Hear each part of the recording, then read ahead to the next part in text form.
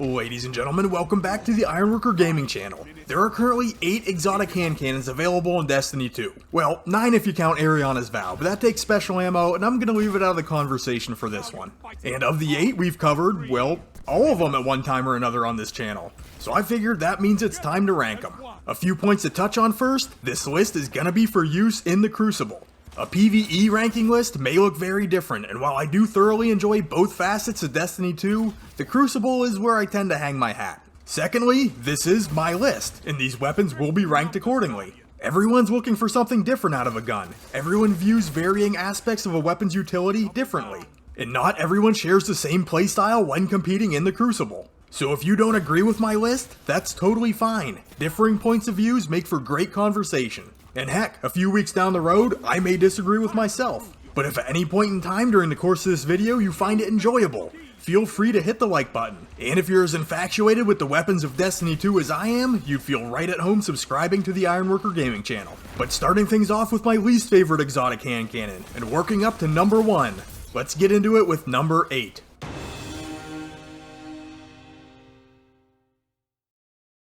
I'm giving Sturm the number 8 slot, which probably surprises nobody. Sturm is a 110 hand cannon, which is arguably the weakest archetype of the weapon class. And I know Bungie has alluded to the fact that in Beyond Light these 110s will probably be getting a buff. But as it sits currently, I've always had a rough go at it trying to be effective with Sturm. Between the high recoil, low handling, and poor aim assist, this gun has always felt like trying to wield a cinder block. And then you add in the fact that through its intrinsic trait, Sturm is pretty much handcuffed to Drang. Now, Drang is a phenomenal sidearm, but it is required to feed Sturm with the overcharged rounds that are essentially the only thing that make this hand cannon feel exotic. When this pairing is firing on all cylinders, Sturm is 100% capable of outputting some serious damage in the Crucible, even having the ability to one-tap Guardians if you play your cards right. But it really feels like a weapon that's not capable of standing on its own 2 feet, not performing well enough on its own for me to rank it any higher on this list.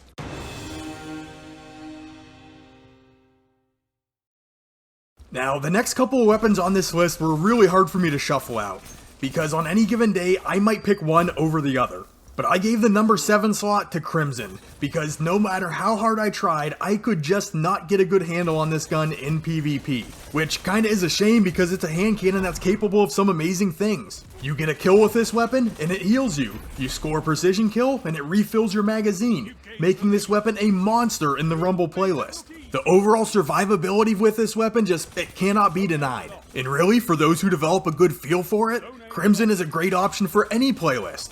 But a good feel is something I just can't acquire. That 3-round burst coming from a hand cannon just feels very unnatural to me. When grabbing a hand cannon, I'm usually looking for a weapon that I can strafe around with a little bit while picking opponents apart. I've always just had a hard time properly timing that burst and tracking horizontally moving targets from close range with this gun. I'm just not effective enough with this weapon to move it up the list any further.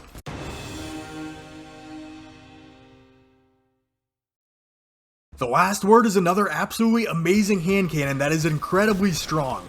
I mean, this gun could potentially down Guardians in just over half a second when firing from the hip. This may be the ultimate hand cannon for those who really like the run and gun in the Crucible. And the visual animations and audio cues feed right into that Wild West cowboy gunslinger power fantasy. My problem is, I don't run and gun, and I don't land my shots consistently enough at close range to be effective with the Last Word. There's definitely some skill involved with wielding this weapon correctly, and I'm not a terribly skilled player, especially when it comes to close range precision. I tend to thrive when I have room to operate and time to think, and I'm at my best when I can slow things down in the Crucible. So really, my playstyle is in direct conflict with how the Last Word wants to be used. But believe me, there are days where I've picked up the Last Word and just everything felt like it was going right.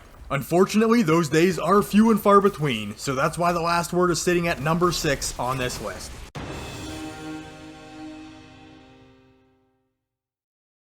Sunshot is a hand cannon that I love using on the PvE side of the game, but in the Crucible, I'm only moderately successful with it. At its core, it is a 150 RPM hand cannon that has that competitive 0.8 second time to kill, along with the ability to score some collateral damage through the Sunblast perk. It also carries explosive payload on the shots fired, so the damage fall off on this weapon is not as steep. Plus, Sunshot does have pretty solid handling and reload speed. The reason I couldn't rank it any higher though is the weapon's consistency. We're looking at a base range stat of 38, backed up by an aim assist value of 60.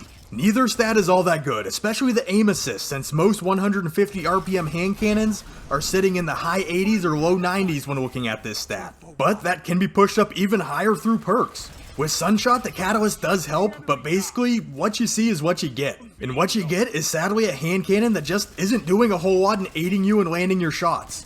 And being someone with less than perfect aim, I do need help more often than not. So Sunshot is a fine hand cannon that's just being held in check a little bit by its lack of consistency.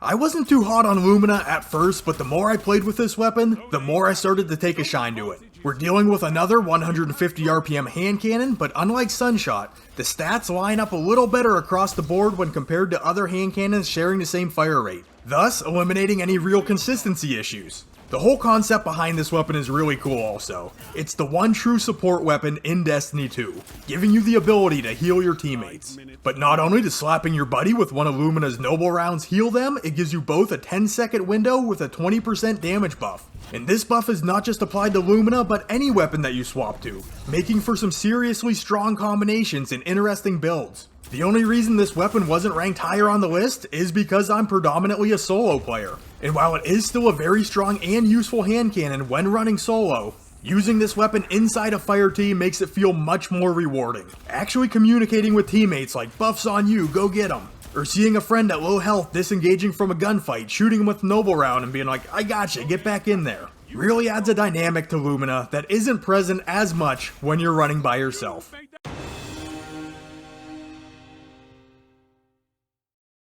To be completely honest, there's a lot of personal bias involved with me ranking Malfeasance at number 3. Most of it may be carried over from the days when I was playing on console, and the 180 RPM hand cannons felt like the most reliable option to me. But while Malfeasance may not be the optimal choice for the Crucible, it does still carry some usefulness with it. 5 shots to the body will down an enemy guardian in 1.3 seconds, which is pretty solid for a hand cannon. Especially helpful for players who have a tough time sticking bullets on faces.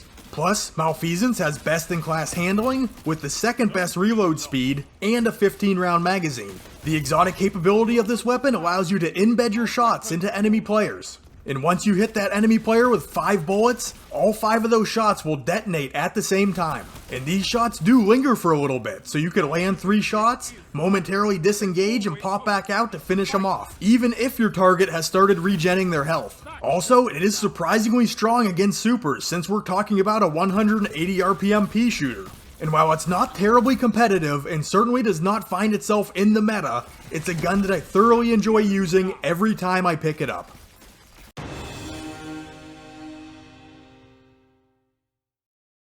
Now, on any given day, Ace of Spades could move right up to the number 1 slot for me, but today I'm ranking it at number 2.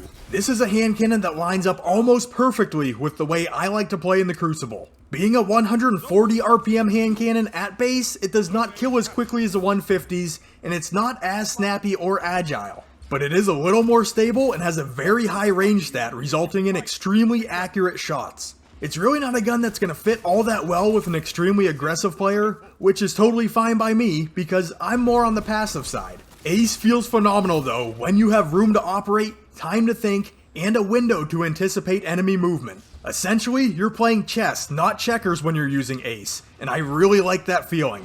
With this gun, you're also getting Firefly and Outlaw at base, plus active radar and a damage buff through the Memento Mori rounds, which allows you to down enemy guardians in just 4 body shots, or go 1 crit and 2 body to deal lethal damage. And we're also increasing our optimal range due to that damage buff, allowing Ace to land 3 crits and drop an enemy guardian from up to 32 meters away. It is a little heavy feeling though, and can be outgunned by other weapons, but for those who are willing to commit to using Ace to its strengths, it's a damn fine hand cannon.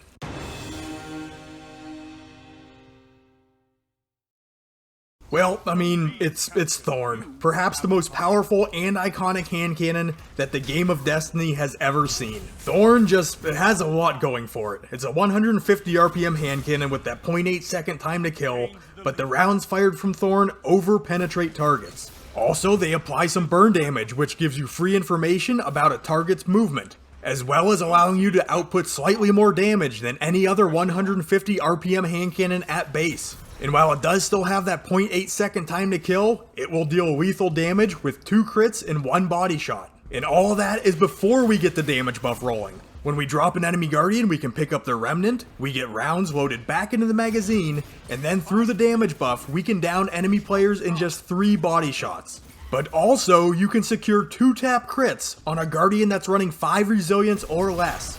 Oh yeah, and all of Thorn's stats are like really good across the board. I have had some people say that Thorn feels a little wonky on consoles, but I can neither confirm nor deny that. Now, I'll be linking both my Ace of Spades and my Thorn review at the end of this video, so if you want to stick around and check them out, we can dive a little deeper into these 2 guns. But with that said, the outright killing potential, damage output, and the fact that it can drop guardians really quick with that damage buff makes Thorn more than deserving of this #1 spot. And like I said earlier, this is not the end-all be-all ranking of hand cannons. This is simply my opinion. And if it's an opinion that you can respect, both liking and subscribing go a long way in helping this video and this channel reach more people.